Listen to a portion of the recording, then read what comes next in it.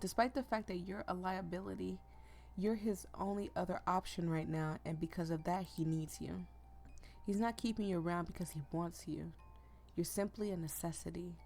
Yes, Adam thinks with growing conviction, he needs you, that's all.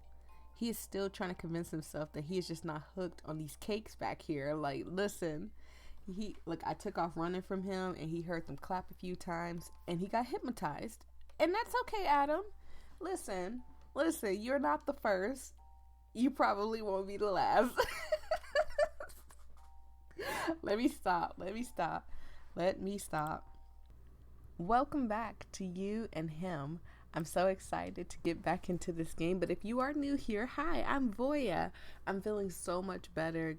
God's good. That's all I can say. I'm feeling so much better today. If you're new here, hi. I play a variety of games. My name is Voyia, and if you want me to play something, please do not hesitate to ask me. Now, when we left off, our poor character, you got shot, I think. She got shot, I think, or stabbed. Something happened. I think she got shot. I can't remember. I've been playing too many games. But, yeah, let's get started. Adam propels himself forward on instinct and catches you mid-fall. Hey!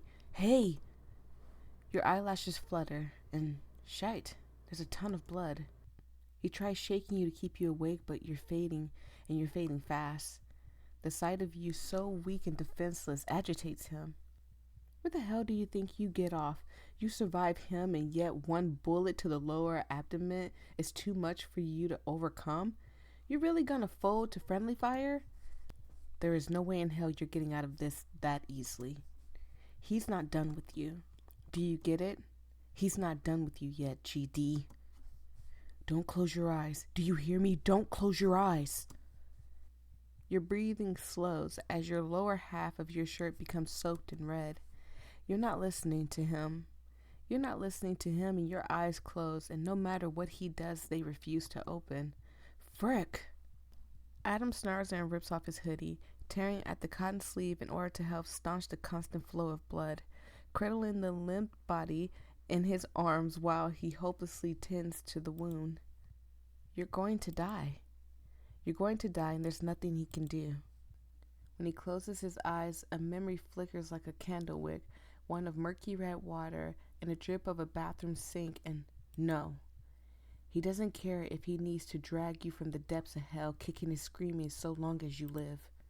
He'll bring you back by force if he has to. So, I know in the last one, Ruth shot us. Ruth definitely shot us. I still think in my head, like, she was like, I'm going to get him at any cost, and she did it on purpose. That's just my personal opinion. You know, editing the last video, I had some time to think about it. It just felt like that. Like, I'm going to get him. I don't care if I got to go through you. I'm going to kill him type of thing. And that makes me dislike Ruth a little bit. But we're going to see. Maybe she'll redeem herself. Maybe they'll band together and help each other. If Saffron doesn't come in and off Ruth, I'm just saying he might shoot Ruth. He's not letting you go. Wake the frick up. Do you hear me? Wake the frick. There's a click of a gun, and Adam feels something metallic get pressed into his temple, cutting him off. Okay. Ruth is still after him. His eyes snap over to Ruth, who stands above him, gun in hand with her finger on the trigger, ready to blow his brains out at the moment's notice. She doesn't even bother looking in your direction or separating you two. She's not here to help you. She's here to kill him. The photo. Where is it? You got some fricked up priorities with your flesh and blood lying here. She pistol whips him and he grunts. The gun drills into his temple upon return. Where did you take her? This greedy, selfish witch of a woman. Violence thoughts stirred in his head.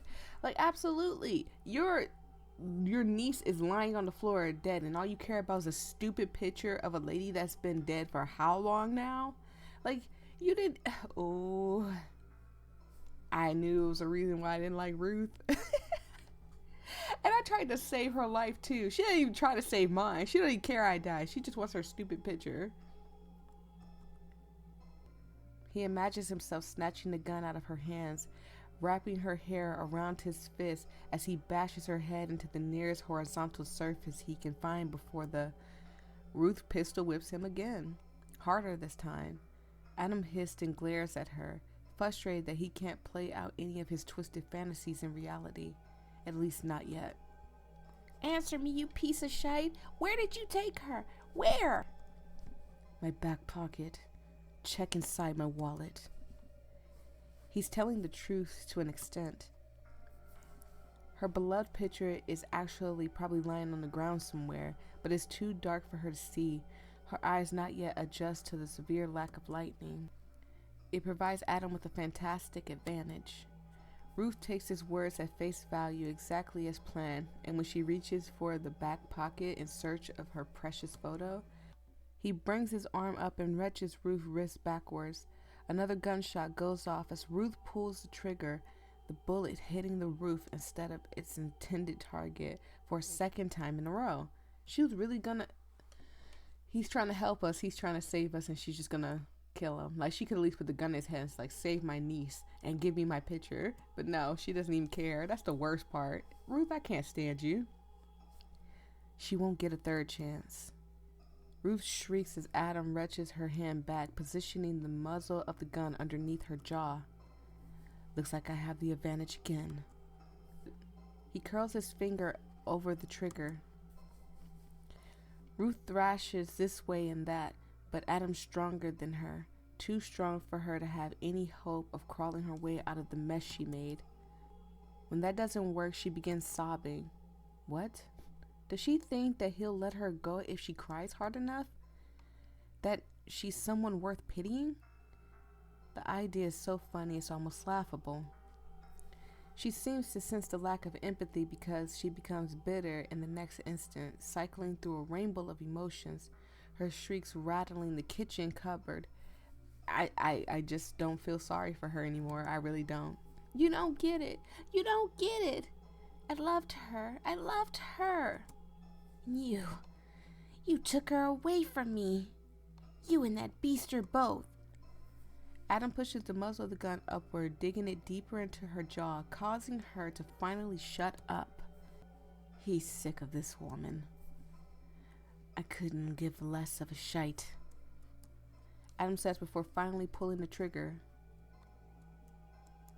Adam blinks. Nothing happens. Aw, man. Don't tell me the gun jammed. Freaking guns and trash guns. Where y'all buy y'all guns from? Walmart? And don't say you couldn't buy guns from Walmart, because there are places where you can buy guns from Walmart, okay? Not every Walmart does it, but... Just where do you buy your guns from, huh? The 99-cent store? Family Dollar? Stupid guns. Nothing happens. He tries again. Click, click. Then realization hits. The gun's freaking empty. Okay, at least it's just empty. I thought it was gonna be like jammed or something. Did she seriously waste all of her bullets? God. Ruth brings her head back and rams her skull against Adam's, forcing him to let go of his grip on both her and the gun. While he recovers from the blow, Ruth descends on the kitchen knife before raising it high over her head, giving Adam a weird sense of deja vu when you did the same thing moments before, and brings it down right as the front door slams open. Here's Saffron. An arm extends from the entrance and, oh God, oh my God. Ruth sways for a moment, staring down at Adam in a silent accusation, before crumbling to the ground like a marionette with his strings cut. She lands face first onto the glass shard, a gaping hole just an inch above her ear leaking a cord. Adam already knows that she's dead. Shot not once but twice. The arm in possession of the gun that killed Ruth disappears before Saffron fully steps into the trailer. His slacks, vest, and button-up clings to his body due to the rain. Even his hair, usually slicked back for a sense of professionalism, is disheveled. He cocks the gun again as he looks at Adam. Adam sees the question sitting on the tip of his tongue. Are you all right? Well, at least Saffron cares about him enough to come and save him. I'm just saying, like Ruth didn't even. Ruth's supposed to be one of the good people, and she didn't even try to save us. I felt bad this whole entire time for bringing all this drama to her door. Meanwhile, she doesn't even care that she shot me, and I'm stuck just bleeding on the floor. I hope I didn't knock anything loose trying to shuffle around stuff. But like that's the crazy part is that you shot me. Saffron didn't shoot me. Adam didn't shoot me. The police didn't shoot me. Whatever you could think of that's bad. Nothing shot me. You shot me. But Saffron knows better. Instead, he gestured towards Ruth's corpse in your unconscious form. What happened here? Adam ignores Saffron in favor of returning to your side, checking for a pulse. Oh no, is it one? There. Heartbeat is faint but there. Okay, we're alive! Yay! I'm excited. Adam gathers you up and into his arms at the confirmation of your survival in spite of his injuries that throb in complaint. He turns to Saffron, who quickly observes the whole interaction. There's a faint crease above his eyebrow, his displeasure obvious and tangible. Adam knows of Saffron's prying nature, knows that he's bubbling over with questions, but refrains from asking them because getting a straightforward answer out of Adam is tricky in certain circumstances. But that doesn't mean he approves of what he's seen. Adam, however, could give two shites about what Saffron thinks. Saffron. Adam says, his voice sharp like a command. Saffron. Kind of. But yeah, it's crazy. Like, these two, I want y'all to look at them. These two are supposed to be the bad guys. They're supposed to be the murderers, the killers, the cannibals, I guess in a sense. He's a cannibal. Saffron's a cannibal. And our aunt and me are supposed to be the good people. And my aunt almost killed me for a picture. Literally a picture. That's all she's getting out of this is a freaking picture. Saffron looks up at Adam, albeit reluctantly, and he continues. There's a photo lying somewhere on the floor. I want you to grab it alongside Ruth and bring them both to the truck. We're leaving. He says, and brushes past his manager, who remains stationed inside the doorway. Adam, almost halfway down the stairs, your body becoming drenched from the bulk of the storm, when Saffron hands clamps down on his shoulder. Adam doesn't even bother turning around. Let go. His voice is quiet, deadly. A serpent in the grass, hissing at the angry wolf. A monster baring his fangs at another beast who dared challenge it. Just tell me why you bringing them with us, Saffron says. What do you want with them? Give me one good reason and I'll drop the matter entirely. Adam looks down at you, your expression calm and serene in your unconscious state. You look sweet, gentle, innocent. But Adam's well aware that you're nothing of the sort. You distract him from his initial purpose, his ultimate goal, leading him to damn near cave into his sudden desires. And he almost did, didn't he? Why did you kiss me? Adam shakes his head, disgusted. A stupid, illogical question made on impulse with the heat of your body surging against his, one that cost him greatly because he no longer has Ruth, the singular person connecting to his past. So, he might not know much about his mom. Again, if you remember the past episodes, his mom, he was young, okay? He was very, very young. So, there's a lot of stuff that he probably don't know about his mom and want to know, and Ruth would have had those answers, not questions. So it's just a little crazy that he wouldn't be mad at Saffron just a little bit for offing Ruth. That's just my opinion though, but maybe he's probably just holding on to hope that we have some kind of answer. Yes, it's unfortunate. He no longer has her, but Adam. Saffron urges, and Adam gazes down at your unconscious figure, resolute in his decision. He no longer has Ruth, but he still has you.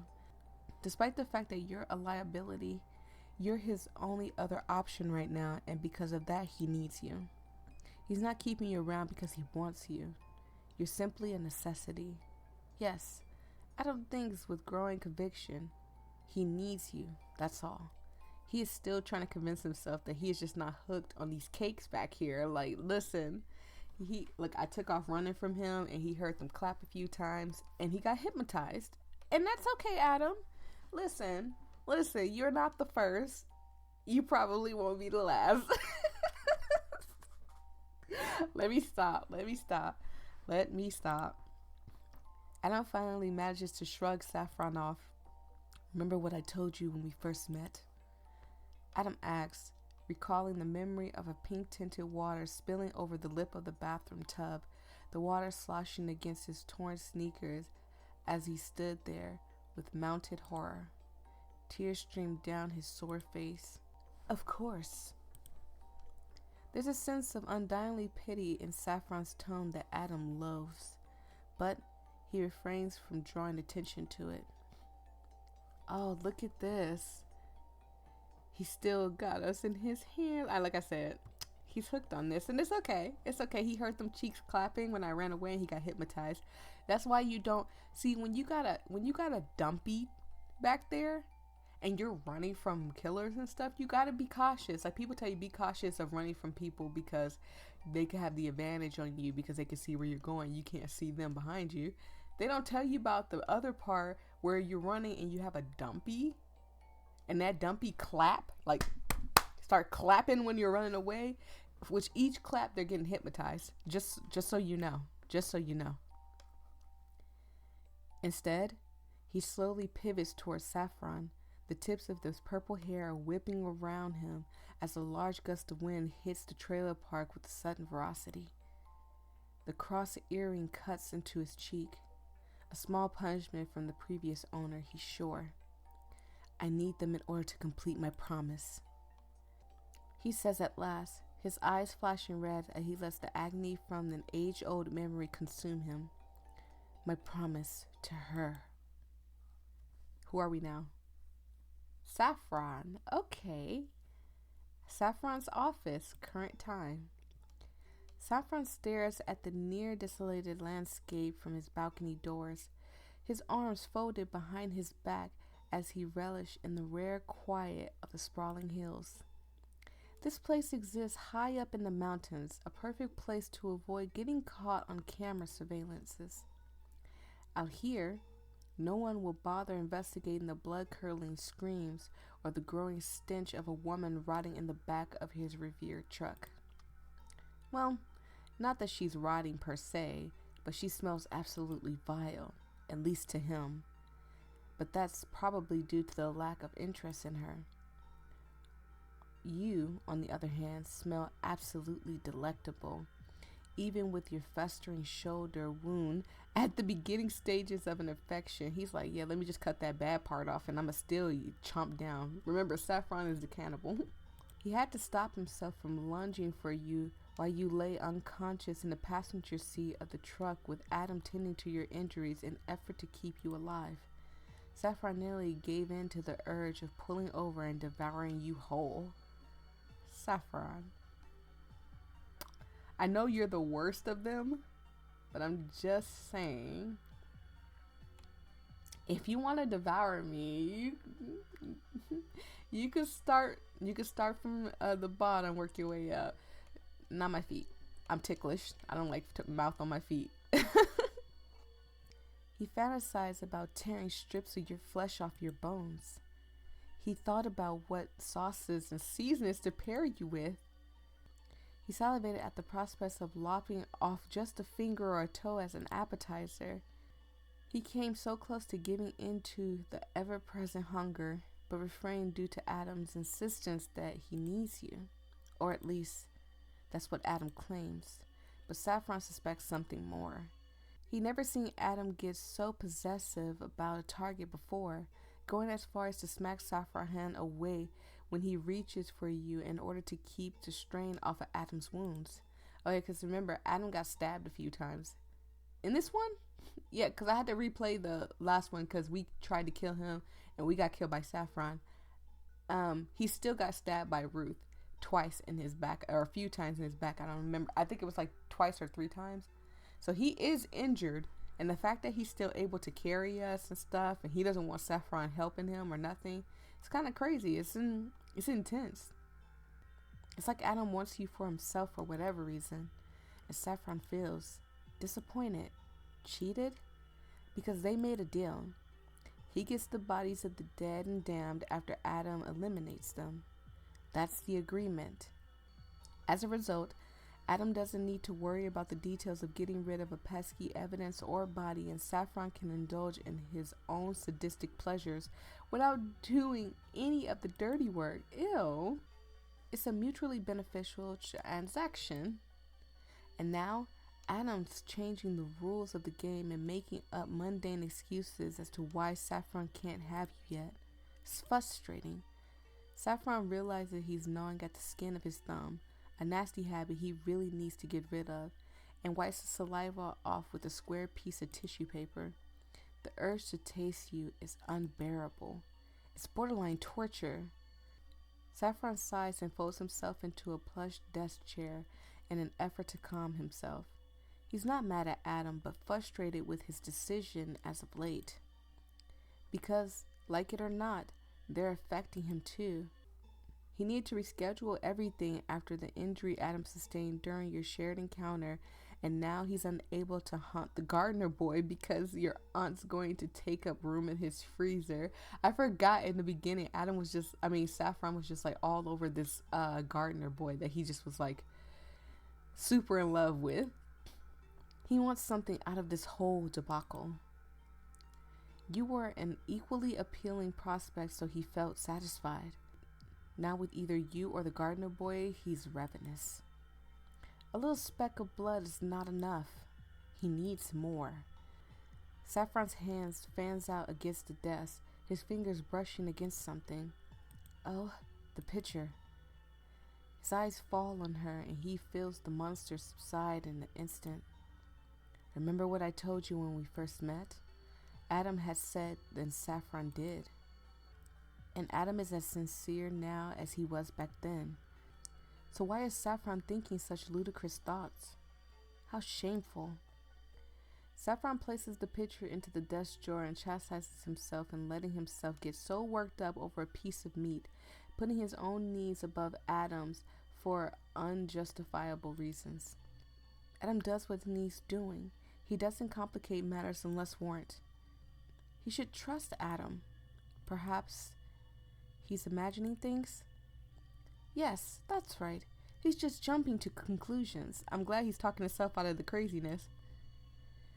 Once Adam is done with you, he's sure the boy will follow through. He's not anchored down by mundane feelings like most people. It'll all work out. But what if it doesn't? A tiny thought argues his inner doubt. But what if you're right? Maybe you should take care of them yourself just in case. No, stop it. Saffron swats the thoughts away, waving his hand as though a fly is buzzing around his head. But he's gnawing on his thumb again. Saffron pocket buzzes. I hope it's Adam telling him, you better not have killed you. Someone's calling him. Perhaps the venue manager over there, Sutton Constellation. He looks at the caller ID. His heart skips a beat. Why is he calling? And why now of all times? Did he see something on the news about what took place at the trailer park? Is it about him? About Adam? Calm down, Saffron. You won't know until you answer. So Saffron clicks the green button and presses the phone to his ear, putting on his best "everything is great" performance. So nice of you to call. To what do I owe the pleasure? Saffron exhales the caller's name. God? God? Wow. Okay, to be continued. Oh! This is so good. Wow. The car door opening, the car door closing, heart beating, computer keyboard by Sutton somebody. I'm sorry, I'm just reading some of these because sometimes I don't be reading them until I edit. But yeah, thank you for making it. This was good. This was great. Oh wow. So this is like the ending of part chapter 2. I'm so excited. I can't wait to play chapter 3. Like this is I hope there's a chapter 3. Please. There's a chapter 3. Literally every game that I've played of this creator, I don't know if their name is Fluorescent Red or maybe that's their company's name or something, but whatever the creator that created You and Him, they also created Vile Strangers. These games are great and they end on cliffhangers that keeps you wanting more, and I love that about games. Unless that's the ending, like there's nothing more after that, and then I'm gonna be mad.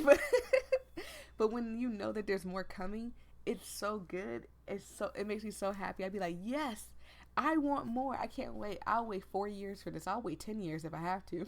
But anyways, thank you guys so much. Truly appreciate it. As y'all can hear, my sinuses is kicking my butt. I'm gonna go take some medicine for it. And I will see all of you in the next episode. Peace and love. Stay safe out there, everybody. Bye.